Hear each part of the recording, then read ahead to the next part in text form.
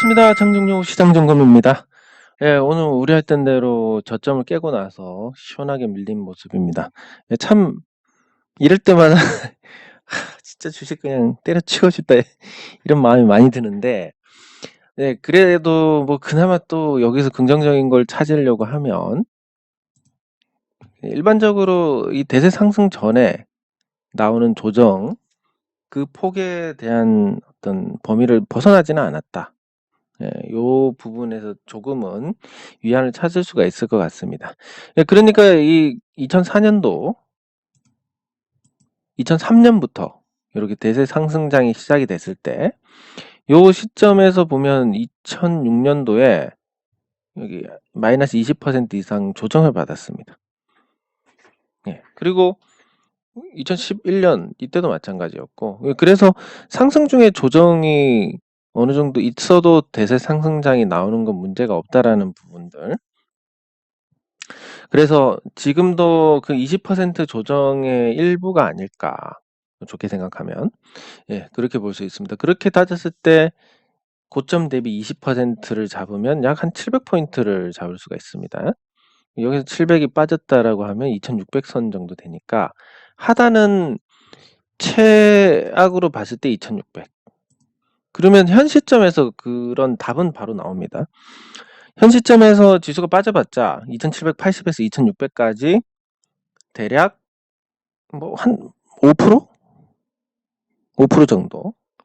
근데 만약에 이게 반등을 하게 되면 대세 상승장이 온다고 가정했을 때 기대 수익률이 현 시점에서 약 100% 정도 되니까 하단에 5%, 상단에 100%. 이거 지금 주식을 팔아야 되겠다 이런 부분은 고려할 대상이 아니다. 고려할 선택지가 아니다. 이렇게 보시면 될 것 같습니다. 예, 하지만 뭐 조정도 끝나봐야 끝나는 줄 아니까 굉장히 어려운 시기인 건 분명하고, 예, 그리고 이게 우리가 이제 지표로 삼아야 될 부분들이 여러 개가 있지만 기술적 지표는 저점을 깨면서 나쁘다라는 게 확인이 됐습니다. 기술적 지표는 나쁜 거고, 네, 그러면 기술적 지표 외에 어떤 부분들을 고려를 해야 되는지 보면 이 언론 보도, 지금 언론 보도가 우호적인지 비우호적인지를 봐야 됩니다. 예, 왜냐하면 언론사들도 돈을 받고 기사가 나가는, 돈을 받는 건 아니지만 어쨌든 돈이 들어가야 기사가 나가니까, 예, 그런 관점에서 보면 언론사들이 시장을 어떻게 논하는지 봐야 되고, 지금 대체로 전부 부정적입니다. 예, 부정적이라서 그나마 좀 긍정적인, 반대로 봐야 되니까 긍정적인 부분을 볼 수가 있고, 기술적인 건 확실히 나빠졌습니다. 네, 그리고 그 업종별로 봤을 때 오늘은 약간 투매의 성격이 있었습니다. 왜냐하면 금리 인상 수혜주들도 같이 내렸기 때문에 뭐 음식료 업종이 예외적으로 올랐고 그 외에는 대부분 전부 내렸습니다. 그냥 내렸습니다. 그냥 내렸다라는 얘기는 그 전에 하락은 사실 거품이 낀 종목들이 빠지고 거품 저평가된 종목들이 올라오면서 균형을 맞추는, 근데 거품이 낀 종목들 비중이 크기 때문에 지수가 조정을 받았던, 예, 그것과는 사뭇 다른, 이건 투매 성격이 있다. 그럼 투매가 오늘 끝날 것이냐? 모르겠습니다. 내일 끝날 것이냐? 그것도 모르겠지만 확실한 건 단기간에는 끝난다. 그리고 지금은 그 시간적인 부분, 그러니까 설 연휴가 있습니다. 그래서 28일까지 거래일이지만 설 연휴 때 자금을 쓰려면 26일에는 매도를 해야 됩니다. 그럼 26일 전에 24, 25, 26 울며 겨자 먹기로 매도를 해야 되니까 이 시기에는 주가를 굳이 올려줄 필요가 없을 것 같고, 목, 금은 비록 자금을 인출하지는 못하지만 30, 29, 30, 31, 1, 2, 이 5일 동안 시장이 열리지 않기 때문에 5일 동안 무슨 일이 일어나지 어떻게 하라, 그 불확실성을 피하기 위한 매도가 나올 거니까 이번 주는 투자 심리 측면에서는 계속 부진할 가능성이 큽니다. 여기에 해외 증시가 빠져주니까 울고 싶은데 뺨을 때리는, 예, 그런 상태가 됐고, 예, 기왕 이렇게 된 거 고점 대비 한 20% 정도 빠져서 일반적인 대세 상승장으로 가기 전에 상승 중 조정의 어떤 통계치에 맞춘다라는 관점에서 본다면 조금 더 빠지고 회복하고 이 과정들이 이번 주 안에 빠지는 건 다 마무리되지 않을까. 그래서 이번 주를 잘 마음을 부여잡고 잘 버티는 데 초점을 맞추셔야 될 것 같습니다. 네, 그리고 코스닥.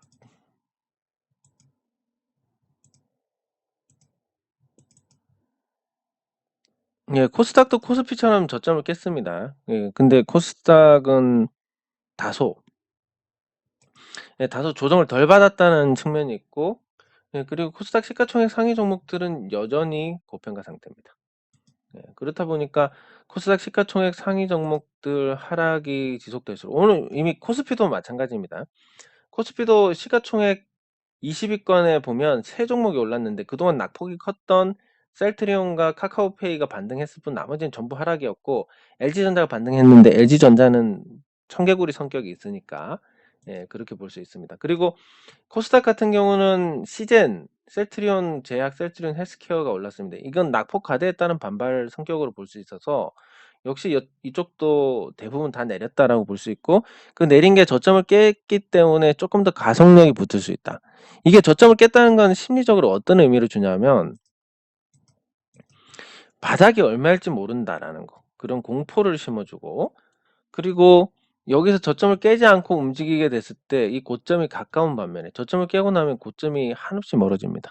저기까지 매물 소화를 하고 어떻게 갈 거냐, 즉 좌절을 안겨줍니다. 그래서 이 공포와 좌절을 통해서 투자 심리가 완전히 바닥을 칠 때, 자금이 안정적이지 않은 투자자들은, 뭐 빚을 냈다거나 하는 투자자들은 여기서 대부분 나가 떨어지게 됩니다. 그 나가 떨어지는 믿음이 없는 투자자들의 주식을 받아서 지금 들어오는 투자자들은 믿음이 있습니다. 어떤 믿음이냐면 싸게 사면 무조건 장땡이다 하는 믿음.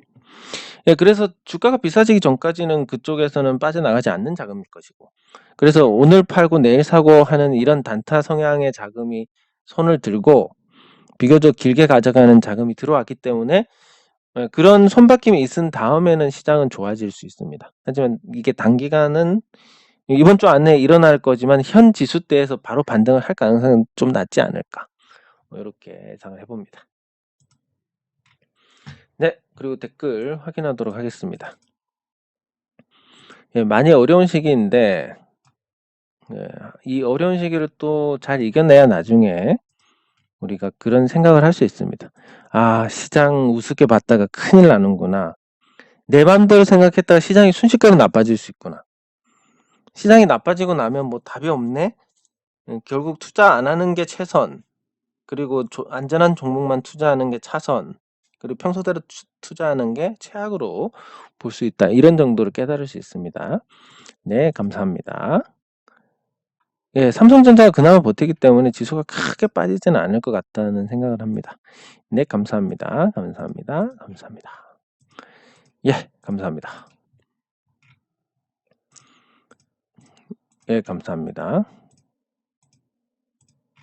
네, 감사합니다. 네. 감사합니다. 어려운 시기인데, 그리고 주식을 어느 정도 보유하신 분이라면 지금 시장에 과연 수익을 냈다고 한다면 믿을 수 있겠습니까? 그래서 다들 어려운 시기니까 너무 힘내지 않으셔도 될 것 같고, 이게 뭐 다른 건 모르겠지만 빨리 지나갈 것 같습니다. 그리고 3월, 5월 뭐 그런 시기에 대통령 선거가 있고 또 대통령 취임이 있고, 그리고 통계적으로 5월이 약세다, 이런 부분들까지 더하면 5월까지는 시장이 또 별 볼 일 없을 가능성이 크다, 이런 생각도 가지게 되는데, 그때까지는 본전을 목적으로 시장에서 잘 적응하고 시장을 체험하고 시장에서 단련을 하는 뭐 그런 시간을 가지시면 될 것 같습니다. 네, 조선주, 그러니까 물적 분할에 대해서 이제 조금 공포감을 가지신 것 같은데, 요렇게 보시면 됩니다. 한국조선해양이 지금 현대사무중공업을 보유를 하고 있습니다. 근데 이건 물적 분할을 한 게 아니라 원래 다른 회사입니다. 이 두 회사는. 그래서 현대사무중공업을 한국조선해양이 갖고 있고, 이 사무중공업이 상장을 했을 때 현대중공업이 가진 지분 가치가 인정을 받게 됩니다. 그러니까 억지로 없는 종목 고평가를 받게 하는 그 사업 부분을 떼내서 얘만 상장시켜서 빈 껍데기만 남는 이런 경우에는 당연히 주가가 망가집니다. 근데 뭐 원래 다른 회사였고, 그리고 이 현대사무중공업 지분 가치가 인정을 받지 못하던 상황에서 상장을 하면 인정을 받기 때문에 이거 같은 경우는 오히려 IPO가 호재로 인식이 될 수 있습니다. IPO 과정에서 어느 정도 자금 회수도 가능하고. 예, 그래서 단기간에 시장 영향으로 주가가 좋지는 않지만 현대사무중공업이 상장한다고 해서 한국조선해양이 영향을 받는다? 네, 가능성이 크지 않습니다. 네, 이렇게 보시면 되고, 종목을 어려운 시기니까 하나씩 살펴보도록 하겠습니다. 뭐 대부분 시장 때문에 떨어진 건데, 네, 그래도 한 번씩 보겠습니다. 예, 제노레이는 떨어졌습니다. 떨어졌는데 지금 자사주 매입 기간이기 때문에 뭐 떨어져도 받쳐줄 만한 그런 수급 여건은 됩니다. 그래서 뭐 다른 종목들보다는 성한 편이 아니겠느냐 이렇게 보고 있는데, 예, 그리고 삼성전자 1분기 실적 발표하고 기업들 주요 실적 4분기 실적 그 1월달 2월 초까지 해서 이렇게 발표하고 나면 2월 중순까지 중소형주들이 실적을 발표하는 시기입니다. 그 시기에 이제 제노레이가 특별한 변수가 없다면 4분기 실적도 좋을 텐데, 그 4분기 좋은 실적을 바탕으로 시장에서 재평가를 받는, 그러니까 이전에는 돈이 넘쳐나다 보니까 그냥 개나 소나 오르고 그냥 포장만 잘하면 올랐는데, 지금은 이제 확실히 돈 버냐?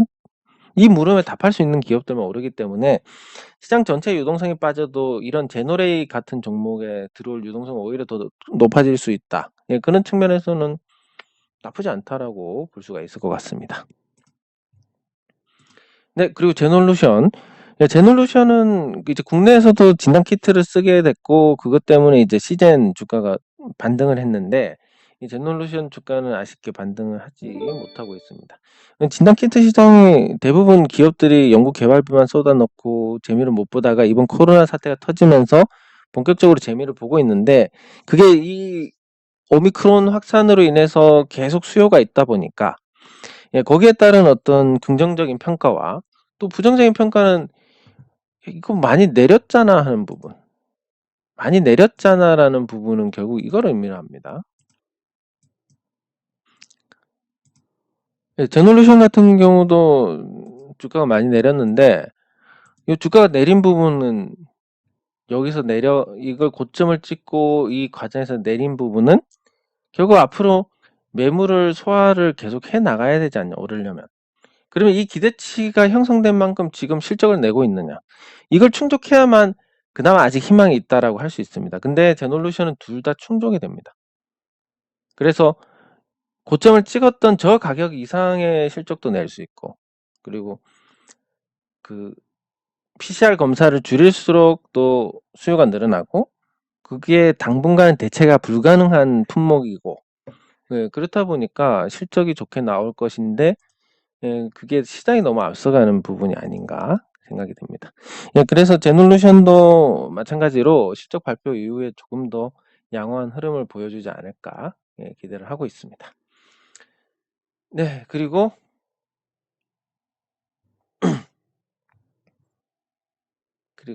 삼성전자. 예, 삼성전자가 방어주 역할을 하면서 그나마 지수가 버티고 있는 상황이고, 말씀드렸듯이 삼성전자 주가가 급락할 만큼의 어떤 그런 흐름은 아닙니다. 그래서 삼성전자가 급락을 하지 않을 거니까 지수의 하락은 제한적일 것이다, 이렇게 볼 수 있는데, 삼성전자가 버티는 힘은 결국 앞으로 삼성전자가 투자할 만한 회사, 인수합병을 준비하고 있는 회사가 어디일지, 그게 만약에 전장부품 회사라면 삼성전자 주가에도 긍정적인 영향을 주게 될 겁니다. 근데 전장부품, 그러니까 자동차용 전장부품이 아니라 다른 업체고, 그게 지금 하는 사업과 시너지를 낼 수 있다면 또 모르겠지만, 그렇지 않은 경우에는 다소 부진할 요인이 있습니다. 예, 그래서 삼성전자 주가는 그냥 변동성 범위로 보면 하단에 가깝기 때문에 저가 매수의 어떤 매력이 있는 상태고, 예, 그런데 그러기엔 시장이 또 너무 나쁘고, 이런 걸 고려해가지고 시장 지수가 바닥이다라고 판단이 될 때 삼성전자가 73,000원까지 내려오면 좋은 매수 기회가 될 것이다, 뭐 이런 정도로 생각을 하시는 게 맞을 것 같습니다. 네, 그리고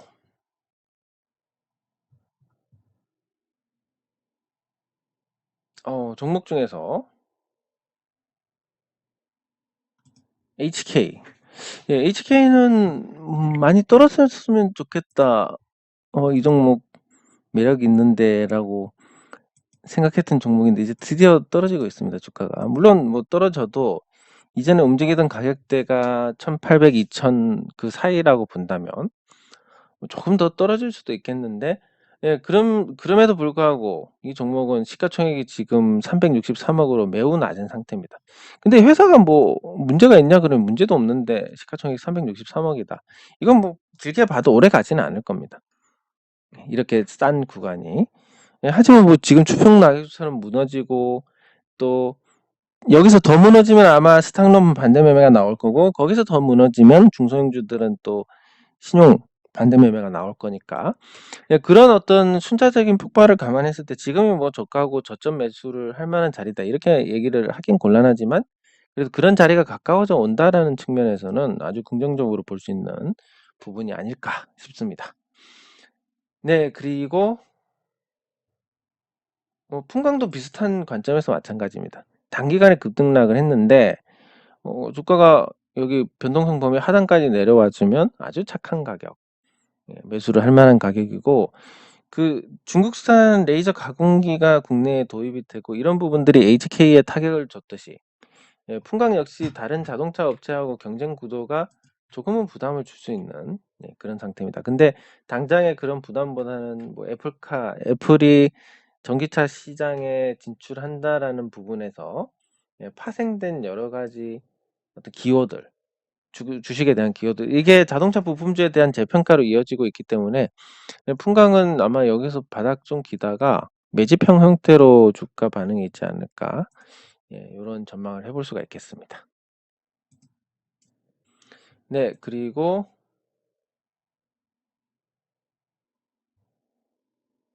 그 외에 삼강 M&T 보도록 하겠습니다. 예, 삼강 M&T가 이렇게까지 밀릴 거라고 생각을 못했습니다. 그러니까 앞으로 국내에서만 풍력이 100조 원 이상 투자가 됩니다.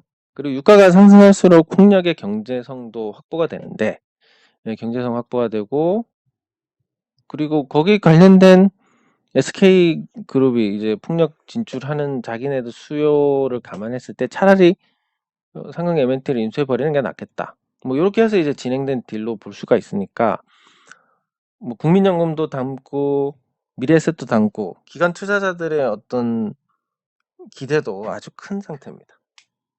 예. 그래서 그런 부분들 감안하고 지금 보더라도 주가가 단기간에 너무 빠졌네?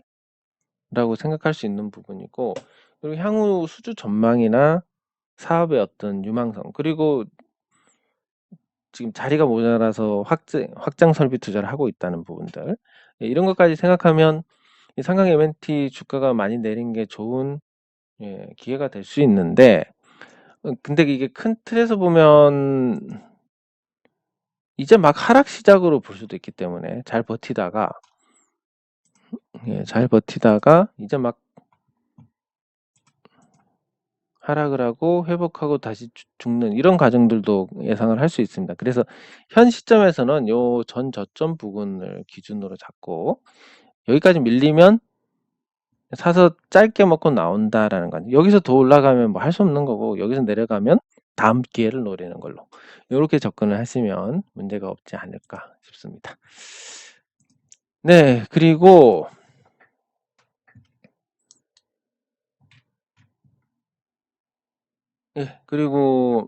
종목 마지막으로 우진플라임 보도록 하겠습니다. 우진플라임은 시장 대비해서 선방한 상태입니다. 오늘 다른 종목에 비해서 많이 말아 올렸고, 이런 선방을 하는 이유가 그런 기대감, 사업적인 부분에서 기대감이 반영이 되고 있고, 그리고 그 국내외 시장에서 구축된 이 노하우를 바탕으로 시장 니즈를 충족시키는, 예, 그런 부분들이 아주 훌륭한 평가를 받고 있고, 거기에 파생돼서 이제 그 범퍼용도 나오고, 예, 이런 상태입니다. 네. 그래서 우진 플라임은 전망이 아주 훌륭하고 약세 국면에서도 잘 버티고 있고, 그게 이제 9월 달에 기록한 고점을 다시 넘어서는 흐름이 나온다면 그때는 큰 시세가 날 가능성이 높으니까, 그리고 신고가도 다시 갈아치울 것이고, 그런 관점에서 조금 더 기대를 보고 보셔도 괜찮지 않을까 싶습니다. 예, 그리고